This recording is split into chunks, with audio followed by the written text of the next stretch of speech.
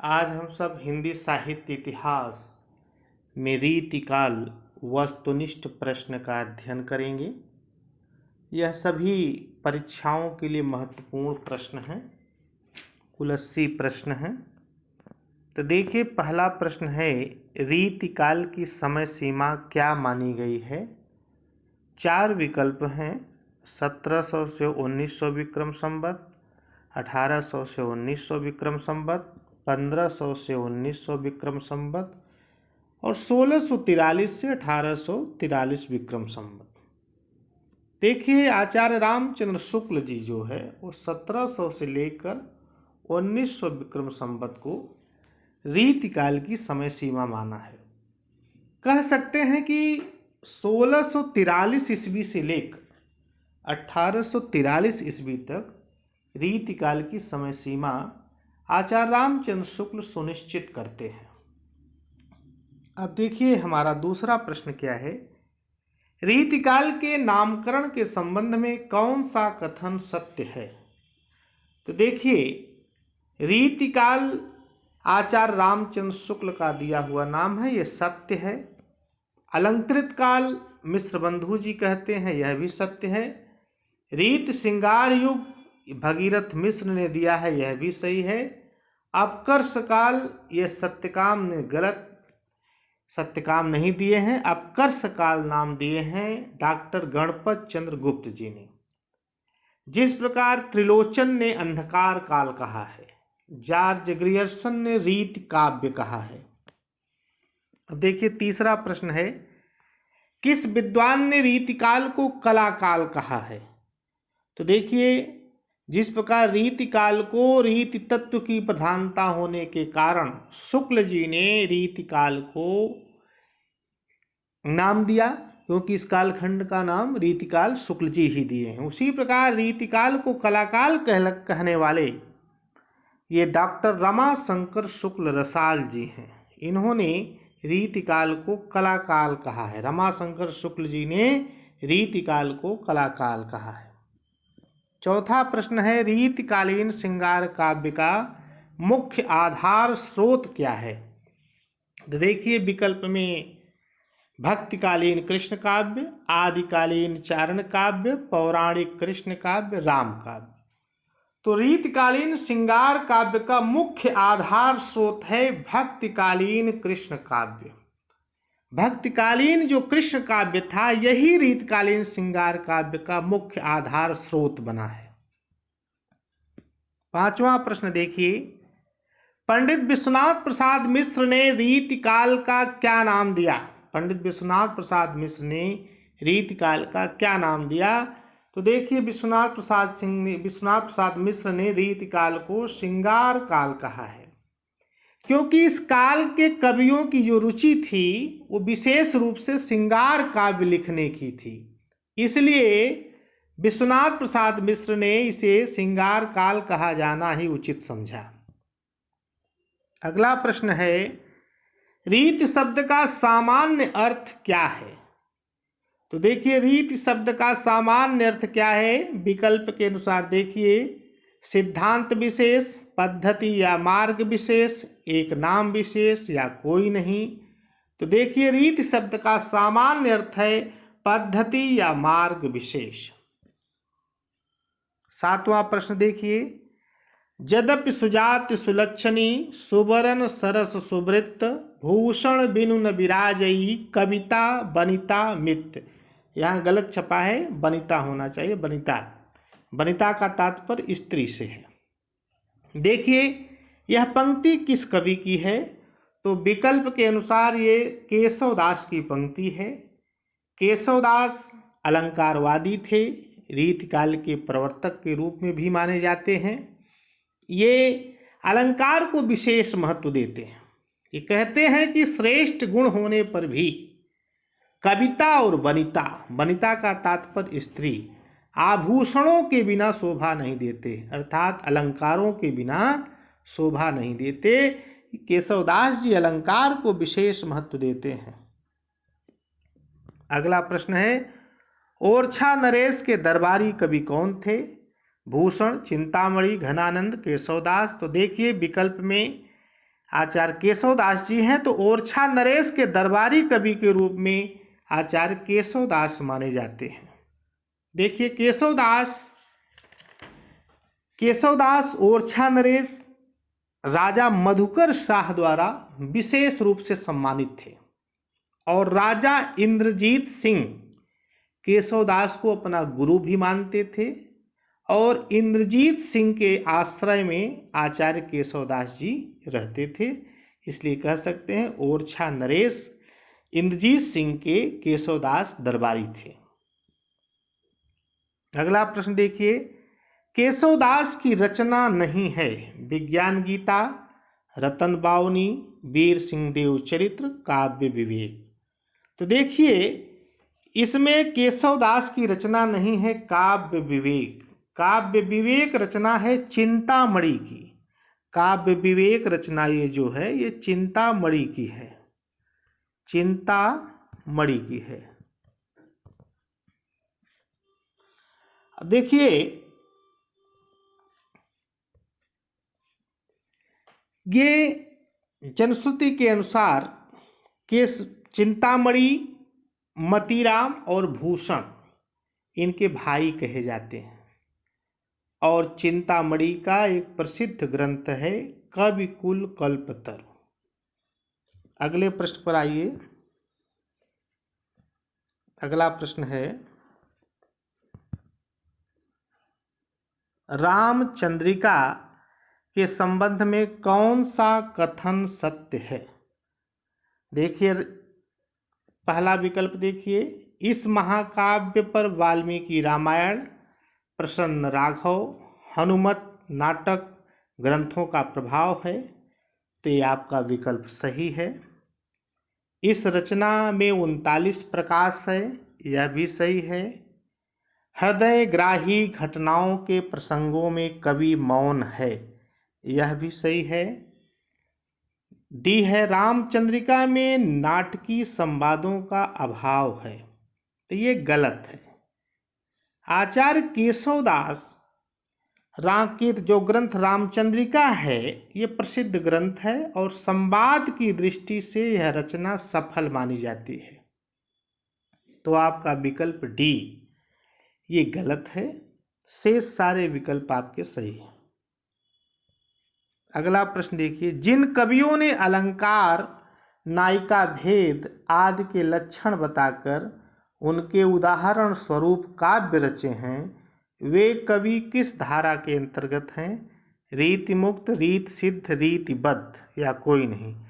तो देखिए जिन्होंने अलंकार, नायिका भेद आदि के लक्षण बताए हैं और उनके उदाहरण स्वरूप काव्य रचे हैं, वे रीतिबद्ध धारा के अंतर्गत आते हैं, जिसमें आचार्य केशवदास, चिंतामणि, भूषण, मतीराम ये सब रीतिबद्ध धारा के अंतर्गत आते हैं। अगला प्रश्न देखिए, जिन कवियों ने लक्षण उदाहरण की न तो पद्धति अपनाते हैं न ही लक्षणों का ध्यान रखते हैं, ऐसे प्रेम के उन्मत्त गायक कवि रीतिकालीन काव्य की किस धारा के अंतर्गत हैं? तो देखिए जो उन्मुक्त रूप से काव्य की रचना किए हैं वो रीति मुक्ति धारा काव्य के अंतर्गत हैं। घनानंद, बोधा, आलम, ठाकुर, द्विजदेव इसके मुख्य कवि हैं। इन्होंने स्वच्छंद रूप से, उन्मुक्त रूप से काव्य का सृजन किया है। अगला प्रश्न देखिए, आचार्य केशवदास ने महाराजा इंद्रजीत सिंह की पतिव्रता गणिका राय प्रवीण को शिक्षा देने के लिए किस ग्रंथ की रचना की?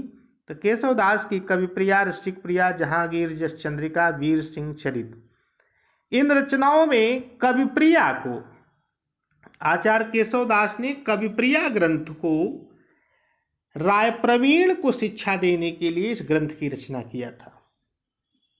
अगला प्रश्न देखिए, आचार्य केशवदास की किस रचना को छंदों की विविधता, अलंकारों की बहुलता, चमत्कार प्रियता के कारण भक्ति साहित्य की कोटि में नहीं रखा जाता? कवि प्रिया, रसिक प्रिया, विज्ञान गीता, रामचंद्रिका। तो देखिए केशवदास की रामचंद्रिका रचना में छंदों की विविधता है, अलंकारों की बहुलता है, चमत्कार प्रियता है। इस कारण इसको भक्ति साहित्य की कोटि में नहीं रखा जाता। इसमें राम कथा का वर्णन है, संवाद शैली में लिखित ये महाकाव्य है। लेकिन केशवदास दरबारी कवि थे, इसमें अनेक छंदों का उन्होंने प्रयोग किया है रामचंद्रिका में। इसीलिए डॉक्टर गार्गी गुप्त लिखती हैं कि केशव का छंदों पर असीम अधिकार था। अब अगला प्रश्न देखिए, हिंदी के प्रथम आचार्य माने जाते हैं, तो हिंदी के प्रथम आचार्य केशवदास जी माने जाते हैं।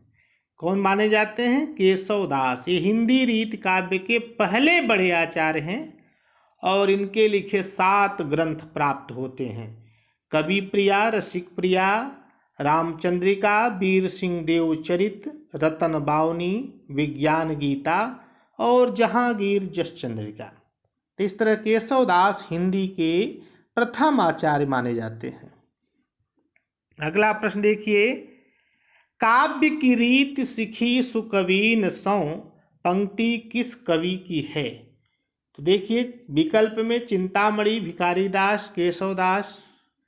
तो ये पंक्ति देने वाले कौन हैं? काव्य की रीत सिखी सुकवीन सौ कहने वाले हैं भिखारीदास। भिखारीदास, इनका बहुत प्रसिद्ध ग्रंथ है काव्य निर्णय।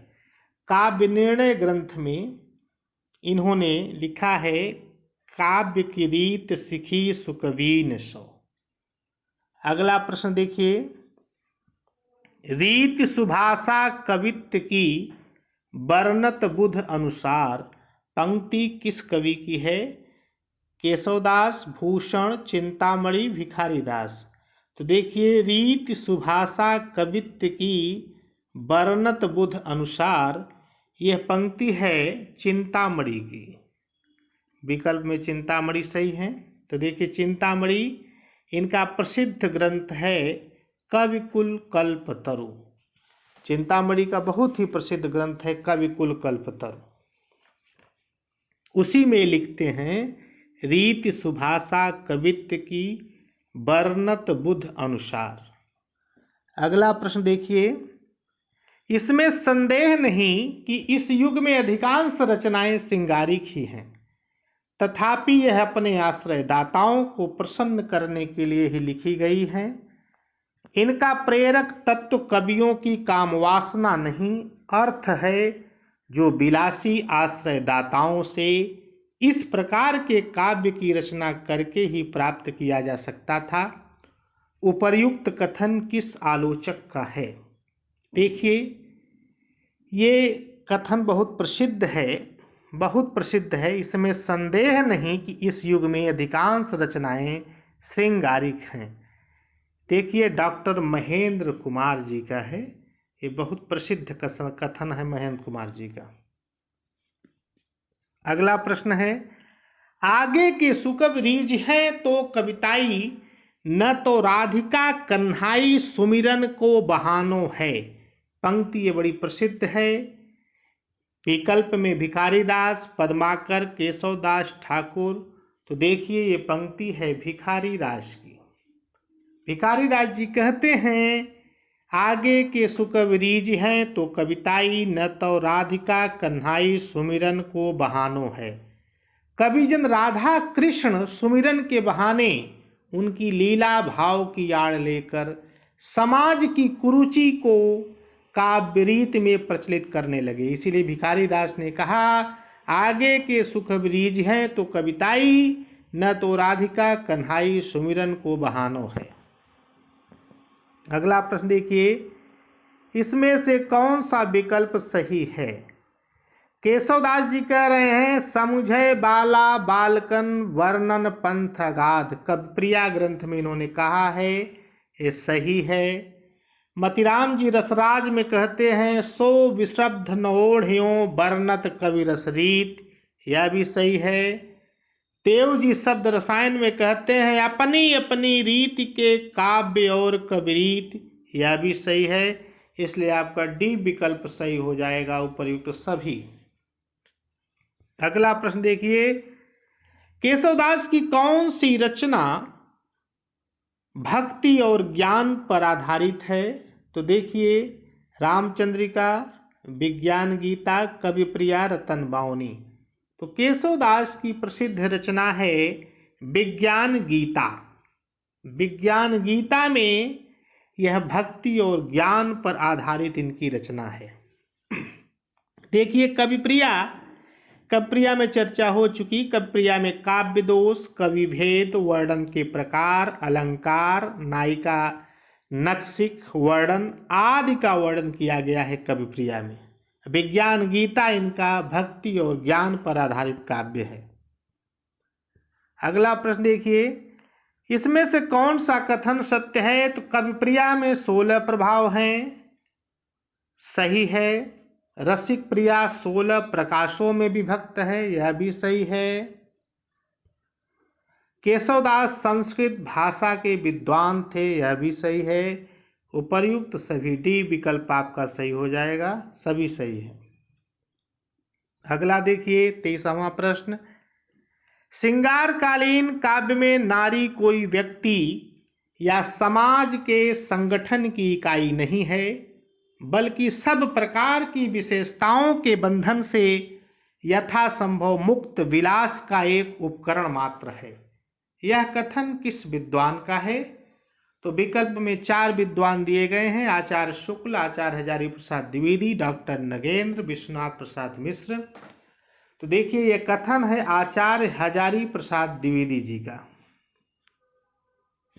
अगला प्रश्न देखिए, रीति कविता के रचयिता यौवन और बसंत के कवि हैं।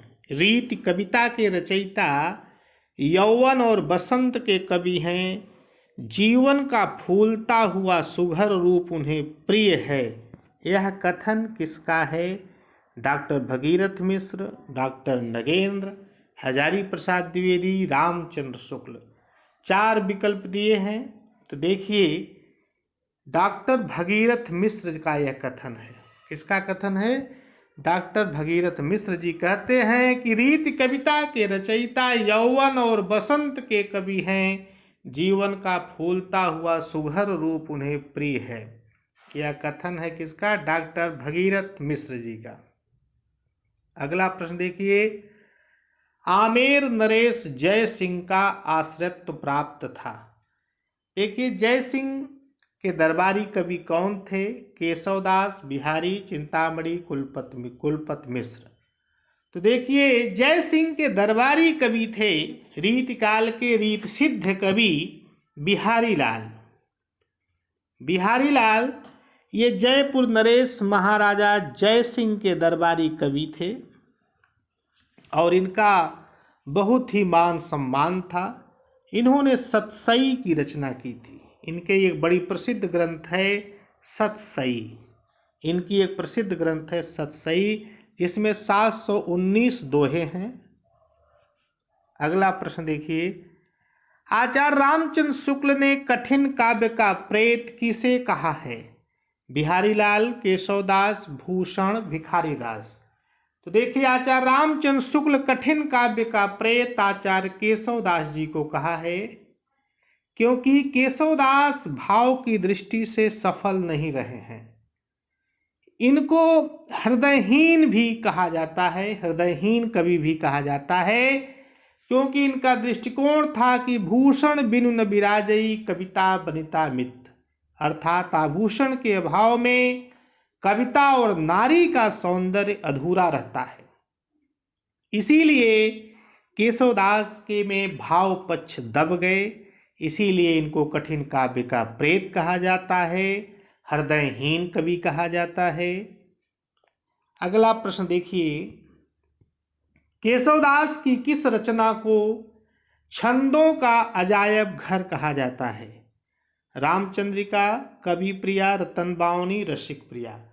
तो देखिए, केशवदास का बहुत प्रसिद्ध ग्रंथ है रामचंद्रिका, जिसमें राम कथा का वर्णन है। इसमें अनेक छंदों का प्रयोग किया गया है। इसमें अनेक छंदों का प्रयोग किया गया है और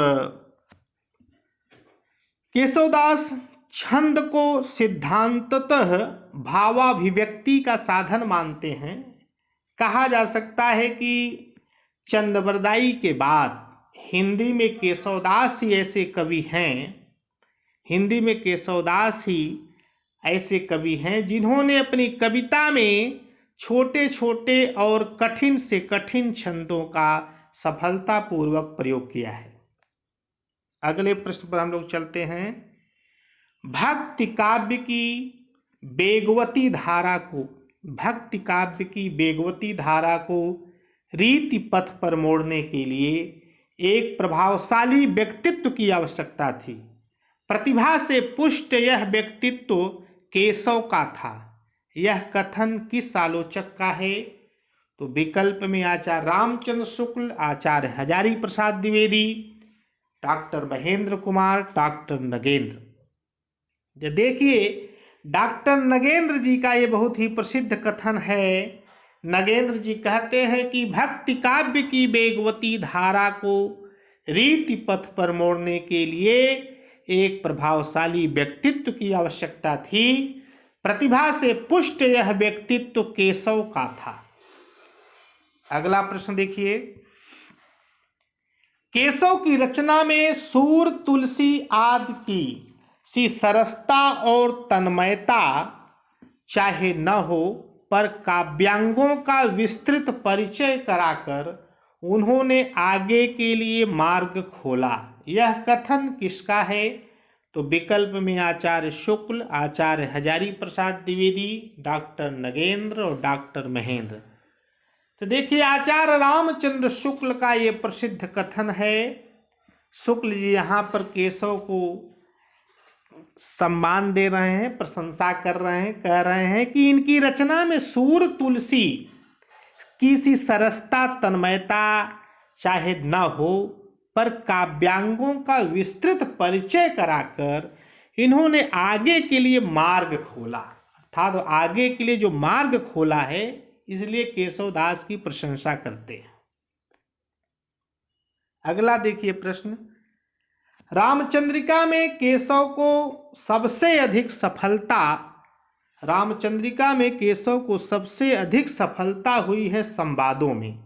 इन संवादों में पात्रों के अनुकूल क्रोध, उत्साह आदि की व्यंजना भी सुंदर है। यह कथन किस विद्वान का है? तो यह कथन हजारी प्रसाद द्विवेदी, शुक्ल जी, बच्चन, नगेंद्र, 4 हैं आपके पास विद्वान।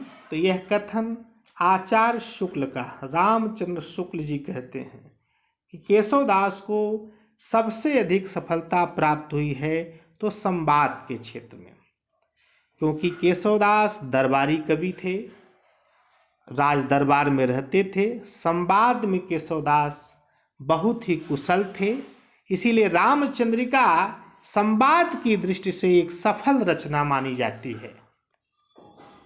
अगला प्रश्न है। पद्म सिंह शर्मा ने 1907 ईस्वी में बिहारी और फारसी कवि सादी की तुलना लिखी। यहीं से तुलनात्मक आलोचना की शुरुआत मानी जाती है।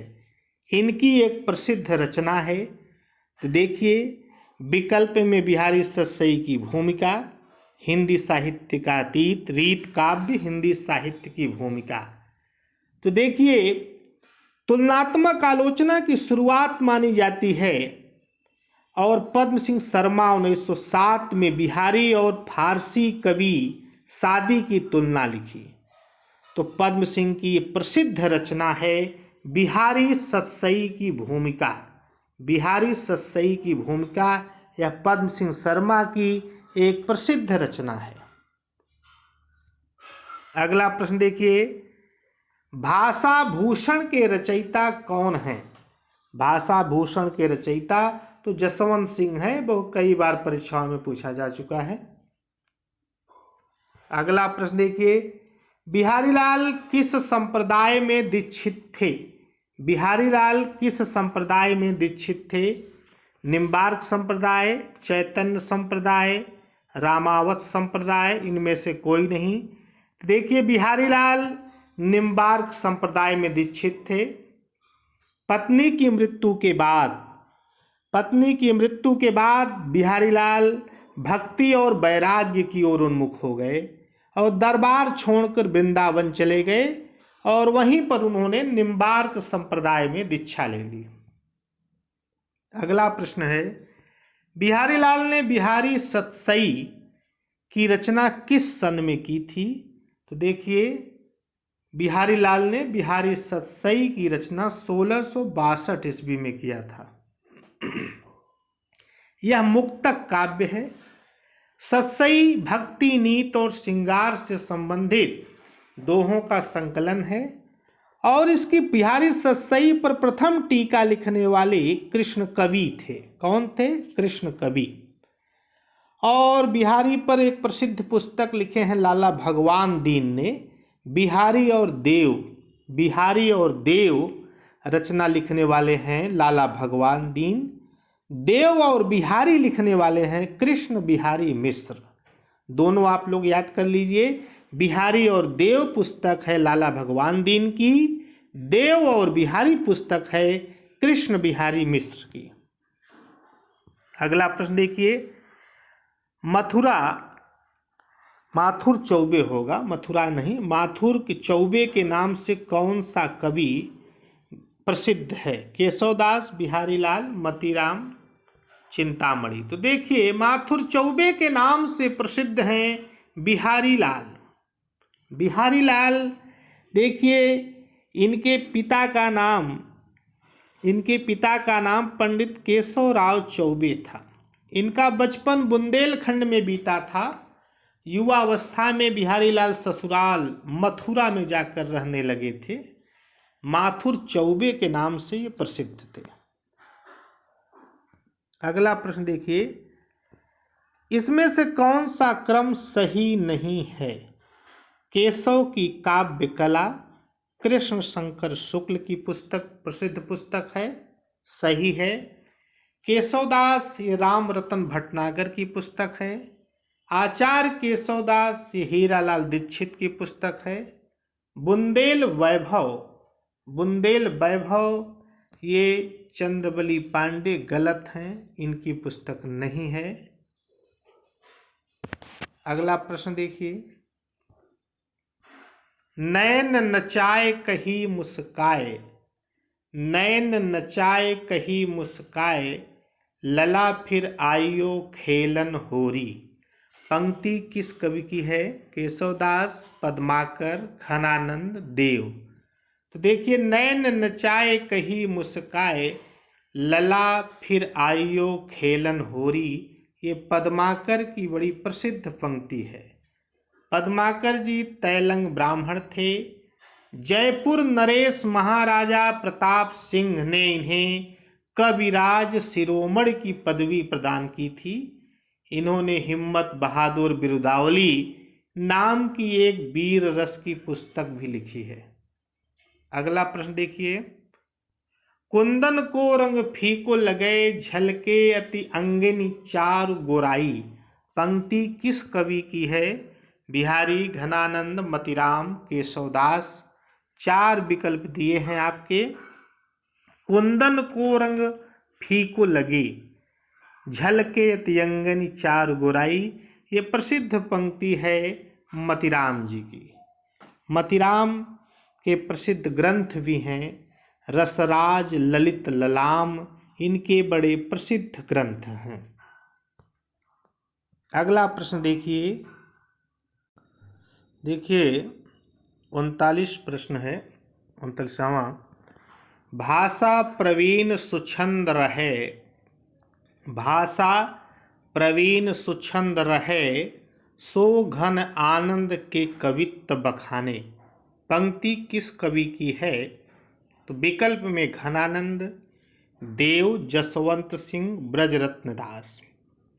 तो देखिए भाषा प्रवीण सुछंद रहे सो घन आनंद के कवित्व बखाने, यह पंक्ति है ब्रजरत्न दास की, प्रसिद्ध पंक्ति है। अगला प्रश्न देखिए 40वां प्रश्न। अमी हलाहल मद भरे श्वेत श्याम रतनार पंक्ति किस कवि की है? देखिए, कई बार परीक्षाओं में यह प्रश्न पूछा जा चुका है। बिहारी लाल, केशवदास, रसलीन और घनानंद। तो देखिए, अमी हलाहल मद भरे श्वेत श्याम रतनार, यह पंक्ति है रसलीन की।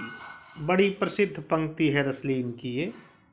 रसलीन, इनका पूरा नाम सैयद गुलाम रसलीन था। इनके दो बड़े प्रसिद्ध ग्रंथ हैं, अंग दर्पण और रस प्रबोध। आचार्य शुक्ल भी इनके विषय में कहते हैं कि रस विषय का अपने ढंग का यह छोटा और अच्छा ग्रंथ है, रस प्रबोध के संदर्भ में। अब हमारा अगला प्रश्न है 41वां। काव्य की रीति सीखी सुकवीन सो, देखी सुने बहुलोक की बातें। पंक्ति किस कवि की है? विकल्प में केशवदास, घनानंद, भिखारी दास। देखिए, काव्य की रीत सीखी सुकवीन सो, देखी सुनी बहुलोक की बातें, यह पंक्ति है भिखारी दास की। काव्य निर्णय में इन्होंने लिखे हैं कि काव्य की रीत सीखी सुकवीन। काव्य निर्णय इनकी बड़ा प्रसिद्ध ग्रंथ है और इनकी ख्याति का मूलाधार भी है। भिखारी दास के अन्य ग्रंथ भी हैं, रस सारांश, श्रृंगार निर्णय, शब्द नाम और शतरंज शतिका इनका बड़ा प्रसिद्ध ग्रंथ है। अगला देखिए, लोगन कवित्व की वो खेल कर जानो है, किस कवि की पंक्ति है? तो विकल्प में भूषण, केशवदास, ठाकुर, घनानंद। ये ठाकुर की पंक्ति है। ठाकुर रीतिकाल के रीतिमुक्त कवि हैं, रीतिमुक्त काव्यधारा के कवि थे।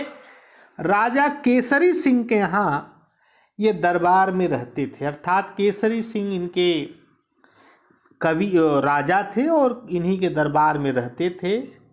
लाला भगवान दीन ने इनके मुक्त छंदों का काव्य संग्रह ठाकुर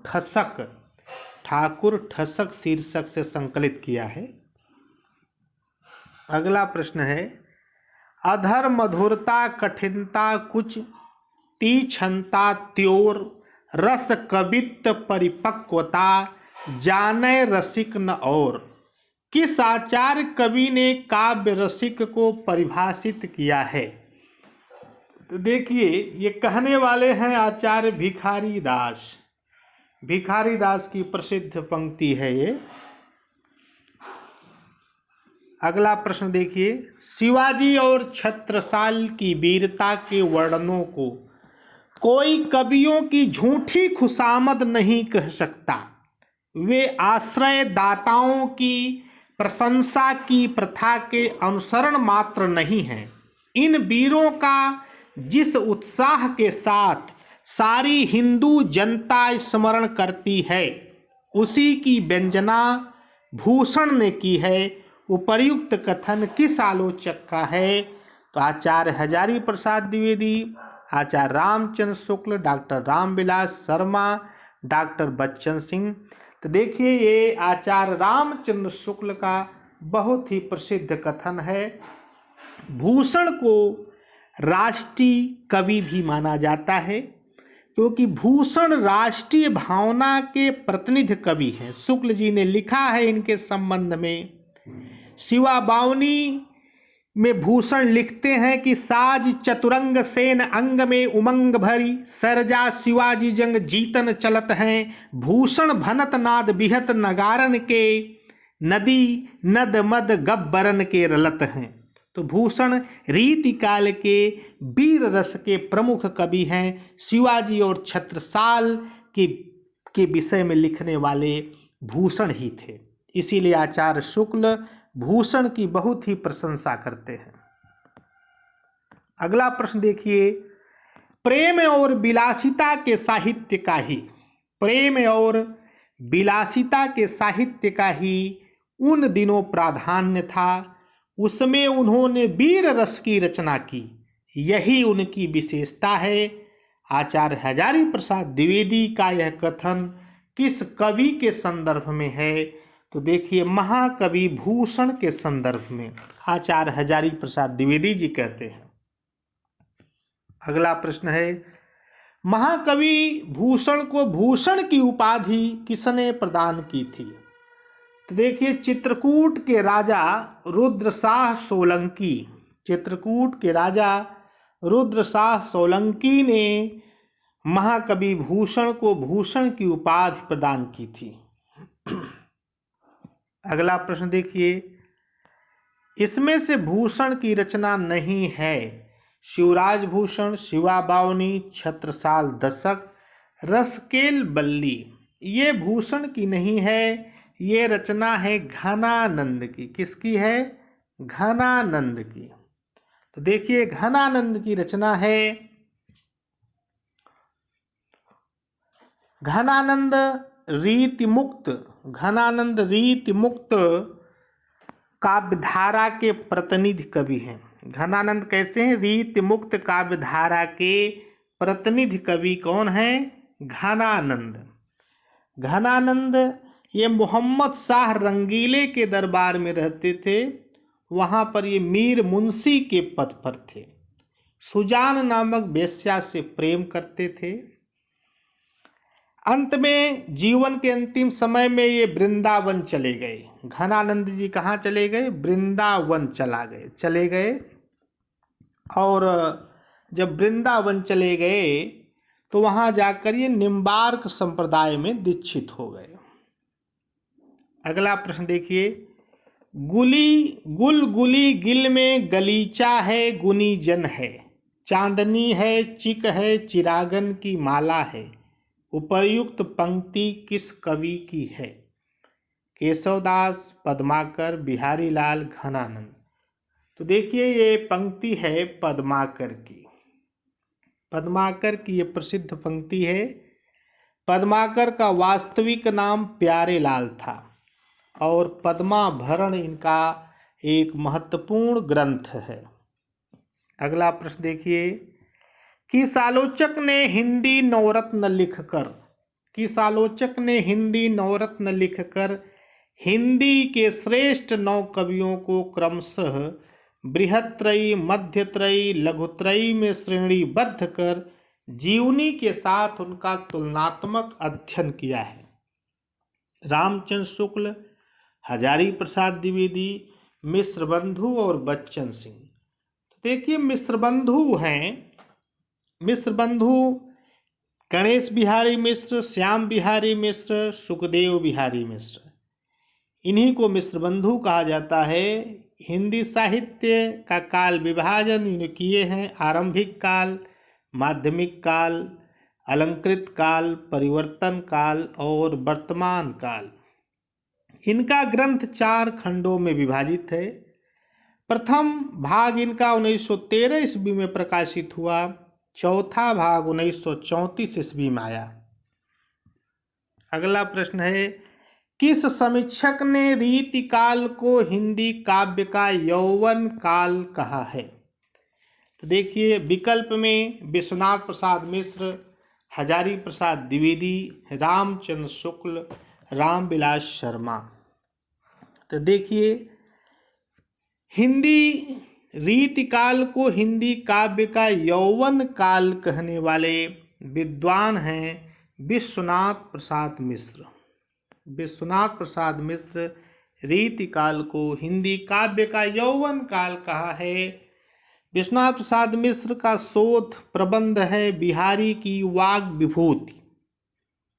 बिहारी की वाग विभूति रीतिकालीन कविता पर केंद्रित मिश्र जी की यह पहली पुस्तक है और इनकी अन्य पुस्तक है हिंदी साहित्य का अतीत। अगला प्रश्न देखिए, वासना का सागर ऐसे ही प्रबल वेग से उमड़ रहा था कि शुद्धिवाद सम्राट के सभी निषेध प्रयत्न उसमें बह गए। उपर्युक्त कथन किस आलोचक का है? शुक्ल, हजारी प्रसाद द्विवेदी, नगेंद्र, बच्चन सिंह। तो देखिए यह कथन है डॉक्टर नगेंद्र जी का। अगला प्रश्न देखिए, यह काव्य ऐसा नहीं है कि सब का सब उठाकर कूड़े के ढेर में फेंक दिया जाए। रीत काल के संदर्भ में यह कथन किस आलोचक का है? तो नगेंद्र रामविलास शर्मा, बच्चन सिंह, मिश्र बंधु में डॉक्टर रामविलास शर्मा जी का यह कथन है कि यह काव्य ऐसा नहीं है कि सब का सब उठाकर कूड़े के ढेर में फेंक दिया जाए। रीत काल के संदर्भ में रामविलास शर्मा जी कहते हैं। अगला प्रश्न है, रीतिकाल सेक्सुअलिटी का समारोह, रीतिकाल सेक्सुअलिटी का समारोह ग्रंथ के लेखक कौन हैं? सुधीश पचौरी, जगदीश्वर चतुर्वेदी, सुरेंद्र वर्मा, विनोद कुमार शुक्ल। देखिए सुधीश पचौरी का ये बहुत ही प्रसिद्ध पुस्तक है, ग्रंथ है। अगला प्रश्न देखिए, निम्नलिखित में कौन सा विकल्प असत्य है? अपने आश्रयदाताओं की रुचि के कारण रीतिकालीन साहित्य का उदय हुआ, आचार्य रामचंद्र शुक्ल जी कहते हैं। यह कथन सत्य है। दरबारी संस्कृति होने के कारण कभी हताश और निराश हो गए थे, अतः अपनी निराशा को दूर करने के लिए रीत साहित्य का उदय हुआ। यह भी सत्य है, डॉक्टर नगेंद्र जी का कथन है। अगला देखिए, सी विकल्प है, संस्कृत साहित्य के लक्षण ग्रंथों से प्रेरित होकर रीत साहित्य लिखा गया था। आचार्य हजारी प्रसाद द्विवेदी जी का कथन है। यह भी सत्य है। अगला है, हिंदी रीति निरूपण परंपरा का आरंभ कृपाराम की हित तरंगड़ी से ही माना जाना चाहिए। तो देखिए ये गलत है, ये बच्चन जी का नहीं है, यह है डॉक्टर नगेंद्र जी का कथन। अगला प्रश्न देखिए, निम्नलिखित में कौन सा कथन सही है? 55 नंबर देखिए प्रश्न को। निम्नलिखित में कौन सा कथन सत्य है? आचार्य शुक्ल ने रीत काव्य की शुरुआत चिंतामणि से माना है। यह सही है। कृष्ण चरित, श्रृंगार मंजरी, कवि कुल कल्पतरु चिंतामणि के रचित ग्रंथ हैं। सही है। देव का पूरा नाम देवदत्त था। यह भी सही है। अर्थात सभी कथन सत्य हैं आपके। अगला प्रश्न देखिए, निम्नलिखित रचनाओं में कौन सी रचना घनानंद की नहीं है? तो देखिए सुजान हित प्रबंध, यह घनानंद की रचना है। इश्क नामा, इश्क लता, प्रीति पावस। तो देखिए इश्क नामा यह घनानंद की रचना नहीं है, ये रचना है बोधा की, बोधा की रचना है। इश्क लता घनानंद की रचना है, प्रीति पावस घनानंद की रचना है। देखिए बोधा इनका मूल नाम था बुद्धिसेन, बिरह बारिश इनकी प्रसिद्ध रचना है। शुक्ल जी बोधा के संदर्भ में कहते हैं कि व्याकरण दोष होने पर भी बोधा की भाषा चलती और मुहावरेदार है। अगला प्रश्न देखिए, इसमें से किस कवि का प्रारंभिक नाम लालमणि त्रिपाठी था? आलम, ठाकुर, बोधा, घनानंद। देखिए आलम ये ब्राह्मण थे, इनका प्रारंभिक नाम था लालमणि त्रिपाठी। अगला प्रश्न देखिए, रीतकालीन कवियों में प्रकृति चित्रण के प्रति किस कवि का अधिक लगाव था? बिहारी लाल, सेनापति, केशवदास, घनानंद। तो देखिए सेनापति इनका ये रीतकाल के कवि थे, प्रकृति चित्रण के प्रति इनका विशेष लगाव था। अगला प्रश्न है, रीतिकाल का वह कौन सा कवि है जो अनेक आश्रयदाताओं के यहाँ रहा है और अपनी रुचि के अनुकूल रचनाएं की हैं? देव, केशवदास, भूषण, घनानंद। तो इसमें देव ये अनेक आश्रयदाताओं के यहाँ रहे हैं और अपनी रुचि के अनुकूल रचनाएं की हैं। अगला प्रश्न है, बड़े बड़े नैनन सो आंसू भर भर ढरी, गोरो गोरो मुख आज औरो सो बिलानो जात, उपर्युक्त पंक्ति किस कवि की है? तो देखिए यह पंक्ति है, गोरो बड़े बड़े नैनन सो आंसू भरी भरी ढरी, गोरो गोरो मुख आज औरो सो बिलानो जात। यह पंक्ति है देव की। अगला प्रश्न देखिए, दारा की न दौर रार नहीं खजुबे की, दारा की न दौर रार नहीं खजुबे की पंक्ति किस कवि की है? पद्माकर, मतीराम, भूषण, देव। तो देखिए ये भूषण की प्रसिद्ध पंक्ति है। भूषण जी कहते हैं, दारा की न दौर रार नहीं खजुबे की। अगला देखिए, रीतकालीन कवि पद्माकर का कौन सा ग्रंथ नहीं है? गंगा लहरी, साहित्य सार, जगत विनोद, प्रबोध 50 में साहित्य सार ये पद्माकर का ग्रंथ न होकर के ये मतीराम का है। किसका है? ये मतीराम का है। मतीराम का है ये ग्रंथ। अगला प्रश्न देखिए, इनकी भाषा में वह अनेक रूपता है जो एक बड़े कवि में होनी चाहिए। भाषा की ऐसी अनेक रूपता गोस्वामी तुलसीदास जी में दिखाई पड़ती है। पद्माकर के संबंध में यह कथन किस आलोचक का है? तो देखिए 4 विकल्प दिए हैं, रामचंद्र शुक्ल, हजारी प्रसाद द्विवेदी, बच्चन सिंह, डॉक्टर राम कुमार वर्मा। तो देखिए आचार्य रामचंद्र शुक्ल जी का प्रसिद्ध कथन है पद्माकर के संबंध में। अगला प्रश्न है, बिहारी और पद्माकर को रीतिकाल के 2 छोर कहा जा सकता है। बिहारी रीतिकाल के प्रारंभिक श्रेष्ठ कवि हैं तो पद्माकर अंतिम। उपर्युक्त कथन किस आलोचक का है? रामचंद्र शुक्ल, हजारी प्रसाद द्विवेदी, विश्वनाथ त्रिपाठी, रामविलास शर्मा। तो ये विश्वनाथ त्रिपाठी का प्रसिद्ध कथन है। कहते हैं बिहारी रीतकाल के प्रारंभिक श्रेष्ठ कवि हैं तो पद्माकर अंतिम।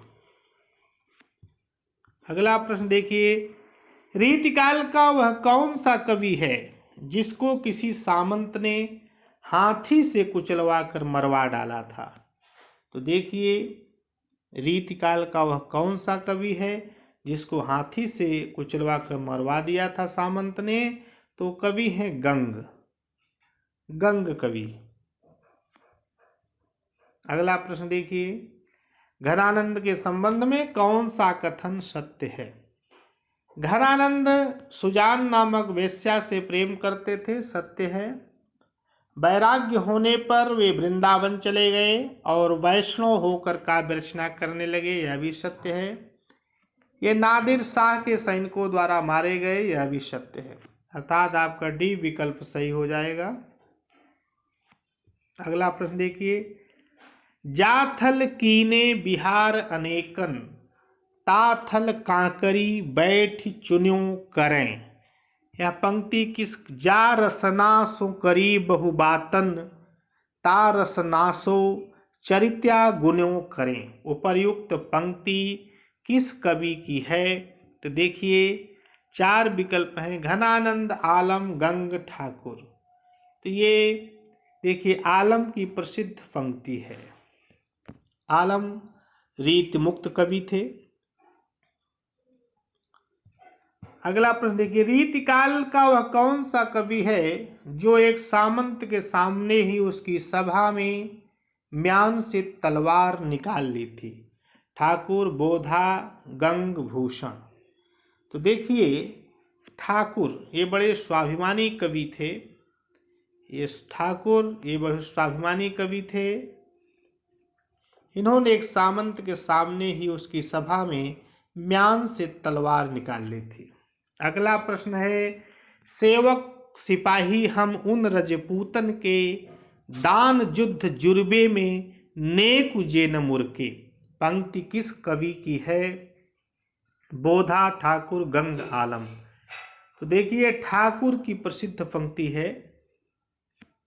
ठाकुर जी कहते हैं, सेवक सिपाही हम उन रजपूतन के, दान युद्ध जुर्बे में नेक जे न मुरके। अगली देखिए, अगला प्रश्न, जिस प्रकार लक्षण ग्रंथ लिखने वाले कवियों में पद्माकर अंतिम प्रसिद्ध कवि हैं, उसी प्रकार समूची श्रृंगार परंपरा में इनकी सी सरस और भावमयी फुटकल श्रृंगारी कविता फिर दुर्लभ हो गई। आचार्य रामचंद्र शुक्ल का यह कथन किस कवि के संदर्भ में है? द्विजदेव गंग आलम पद्माकर। तो शुक्ल जी ये द्विजदेव के संदर्भ में कहते हैं, रीति काल के रीति मुक्त काव्यधारा के कवि थे। अगला प्रश्न है, आचार्य केशवदास को भाषा का मिल्टन किस विद्वान ने कहा है? देखिए केशवदास को भाषा का मिल्टन कहने वाले हैं मिश्र बंधु। मिश्र बंधु केशवदास को भाषा का मिल्टन कहते हैं। अगला प्रश्न देखिए, बिहारी की कविता शक्कर की रोटी है, यह कथन किस विद्वान का है? बच्चन सिंह, पद्म सिंह शर्मा, रामस्वरूप चतुर्वेदी, हजारी प्रसाद द्विवेदी। तो देखिए पद्म सिंह शर्मा ये कहते हैं कि बिहारी की कविता शक्कर की रोटी है। अगला प्रश्न देखिए, निम्नलिखित में कौन सा कथन सत्य है? रामस्वरूप चतुर्वेदी ने रामचंद्रिका को छंदों का अजायब घर कहा है, सत्य है। कृष्ण कवि ने बिहारी सतसई के प्रत्येक दोहे पर सवये की रचना की है, सत्य है।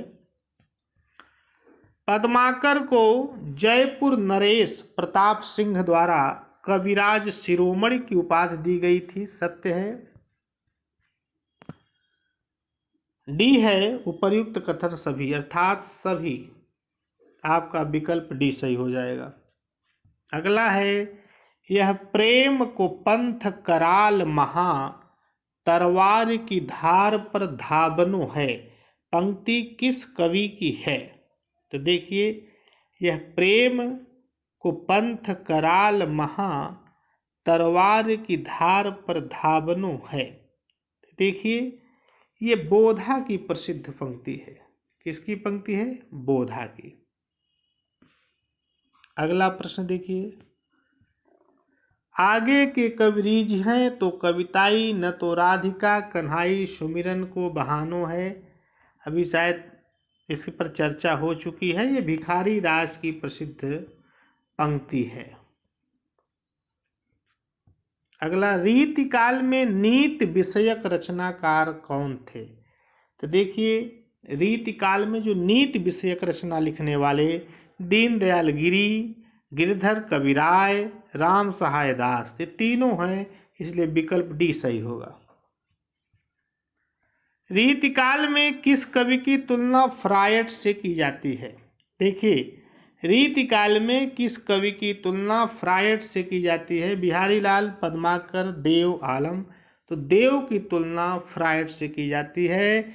इनका पूरा नाम देवदत्त था। देव ने छल नामक संचारी भाव, ये देव की ही देन है कि जो उन्होंने छल नामक संचारी भाव को माना है। और मिश्र बंधु ने देव को बिहारी से श्रेष्ठ बतलाते हैं, अर्थात कह सकते हैं मिश्र बंधु देव को बड़ा स्थान देते हैं। अगला प्रश्न है, निम्नलिखित में कौन सही नहीं है? कवित्त रत्नाकर, ये सेनापति की रचना है, प्रसिद्ध रचना है। हित तरंगणी कृपाराम की है। चंडी चरित गुरु गोविंद सिंह की है। पद्मिनी चरित ये सुंदर की नहीं है, ये रचना है लाल चंद की। किसकी रचना है? लाल चंद की रचना है। अगला प्रश्न देखिए, निम्नलिखित में कौन कथन असत्य है? लोगन है लाग कवित्त बनावत, मोहे तो मेरे कवित्त बनावत। घनानंद की पंक्ति है ये। बासर की संपत्ति उलूक ज्यों, न चितवत, ये केशवदास की पंक्ति है। कनक छुरी सी कामनी काहे को कट छीन, ये आलम की पंक्ति है। तुलसी गंग दुओ भय सुकविन के सरदार, देखिए तुलसी गंग दुओ भय सुकविन के सरदार। तो देखिए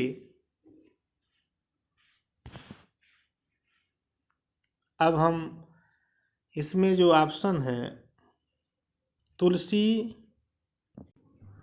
देखिए कनक छुरी सी कामनी काहे को कट छीन, ये आलम की रचना है, आलम की पंक्ति है। तुलसी गंग दुओ भय सुकविन के सरदार, ये भिखारी दास की पंक्ति है। किसने कहा है? भिखारी दास ने इसको कहा है। ठीक है, अब हम लोग अगले प्रश्न पर चलते हैं। अभिधा उत्तम काव्य है, अभिधा उत्तम काव्य है मध्य लक्षणा लीन, अधम व्यंजना रस बिरस उल्टी कहत प्रवीण। उपर्युक्त पंक्ति किस कवि की है? 4 विकल्प हैं, आचार्य केशवदास, पद्माकर, पोधा, देव। तो अभिधा उत्तम काव्य है मध्य लक्षणा लीन, अधम व्यंजना रस बिरस उल्टी कहत प्रवीण, यह पंक्ति है देव की। देव ने इसको कहा है। देव आचार्य हजारी प्रसाद द्विवेदी जी कहते हैं कि मतिराम और जसवंत सिंह के बाद यदि कोई सचमुच ही शक्तिशाली कवि और अलंकारिक कवि हुआ तो वह देव कवि थे। ठीक है, अब हम सबका ये 80 प्रश्न कंप्लीट हुआ। शेष जो आधुनिक काल के प्रश्न हैं उसको हम लोग अगली कक्षा में पढ़ेंगे।